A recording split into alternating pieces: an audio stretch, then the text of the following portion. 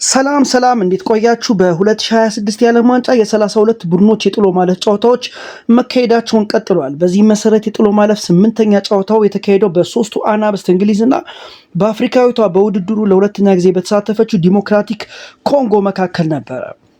በጨዋታውም ዲሞክራቲክ ኮንጎ በ7ኛው ደቂቃ ቺፒንጋ ባስቆጠራት ግብ ረዘም ላሉ ደቂቃዎች ጨዋታውን ስትመራ ቆይታለች። ነገር ግን የማታ በዘመኑ ካሉ ምርጥ ጨራሽ አጥቂዎች መካከል ከቀዳሚዎቹ ተርታ ከሚመደቡት አንዱ የሆነው ሃሪኬን በ75ኛውና በ86ኛው ደቂቃ ባስቆጠሯቸው ሁለት ግቦች እንግሊዝ 2-1 በማሸነፍ ወደ 16 ቡድኖች ውስጥ መግባቷን አረጋግጣለች። በ16 የጥሎ ማለፍ ደረጃ ሶስቱ አናብስት ከጣምራ አዘጋጆች መካከል ከሆነችው እና በ2026 ባደረገቻቸው 4 ጨዋታዎች ምንም ግብ ካላስተናገደችው ሜክሲኮ ጋር ጨዋታቸውን የሚያደርጉ ይሆናል። ይህ ጨዋታ ለሁለቱም ቡድኖች ከባድ እንደሚሆን የሚጠበቅ ነው። ታዲያ ከሁለቱ ቡድኖች አዘጋጇ ሜክሲኮ ወይስ እንግሊዝ ድል ያደርጉ ይሆን? ሁለተኛው የጥሎ ማለፍ ጨዋታ በሌላው የአውሮፓ ሀገር ቤልጅየም እና በአፍሪካዊቷ የታራንጋ አናብስት ሴኔጋል መካከል የተካሄደው ነው። ጨዋታው በድራማ የታጀበ ነው ማለት ይቻላል። ለዚህም ምክንያቱ ሴኔጋል በሀቢብ ዲያራ የ24ኛ እና የኢስማኤላ ሳር የ51ኛ ደቂቃ ግቦች እስከ 86ኛው ደቂቃ ድረስ 2-0 መርታ የቆየች ቢሆንም ቤልጅየም በሮሜሉ ሉካኩ የ86 እንዲሁም በዩሪ ቴሌማንስ የ89ኛ ደቂቃ ግብ በመታገዝ ቤልጅየም ጨዋታውን ወደ ተጨማሪ ሰዓት መውሰድ ችላለች።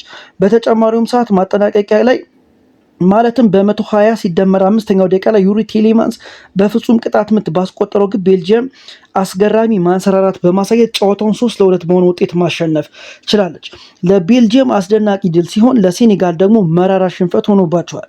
ቤልጅየምን በ16 የጥሎ ማለፍ ጨዋታ የጣምራ አዘጋጇን አሜሪካንን የምታስተናግድ ይሆናል። በዘንድሮ የዓለም ዋንጫ የአፍሪካ ቡድኖችና የ86ኛው ደቂቃ የተጣሉ ነው የሚመስለው።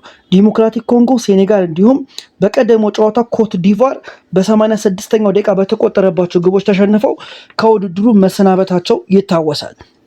በ2026 የዓለም ዋንጫ የጥሎ ማለፍ 10ኛ ጨዋታው ደግሞ በአዘጋጅ ሀገሯ አሜሪካና በቦስኒያ ሄርዞጎቪና መካከል የተደረገ ጨዋታ ነው። በውጤቱም የማውሪሲዮ ፖቼቲኖ አሜሪካ በፍሎረን ባላጉን የ45ኛ እንዲሁም በቲሊማን የ82ኛ ደቂቃ ግቦች በመታገዝ 2-0 በሆነ ውጤት ማሸነፍ ችለዋል። በውድድሩ ለአሜሪካ 3 ግቦችን ያስቆጠረው አጥቂ ፍሎረን ባላጉን በ64ኛው ደቂቃ በቀይ ካርድ የተሰናበተ ተጫዋች ሆኗል። ይህም ብሔራዊ ቡድኑ በቀጣይ ከቤልጅየም ጋር ለሚያደርገው ጨዋታ በእጅጉ ይጎዳዋል ተብሎ ይጠበቃል። የአሜሪካ ብሔራዊ ቡድን ጨዋታውን ማሸነፉን ተከትሎ ከ1934 በኋላ ባደረገው የዓለም ዋንጫ ተሳትፎ ለሁለተኛ ጊዜ ወደ 16 ጥሎ ማለፍ መግባት ችሏል። ይህንንም ማሳካት የቻለው በ2002 ሜክሲኮን 2-0 በማሸነፍ ነበረ። በ2026 ቦስኒያ ሄርዞጎቪናን በተመሳሳይ ውጤት ማሸነፍና ጥሎ ማለፉን መቀላቀሉ ይታወሳል። ይህንን ቪዲዮ ላይክ፣ ሰብስክራይብ እንዲሁም ሼር በማድረግ ቤተሰብ ሁኑ።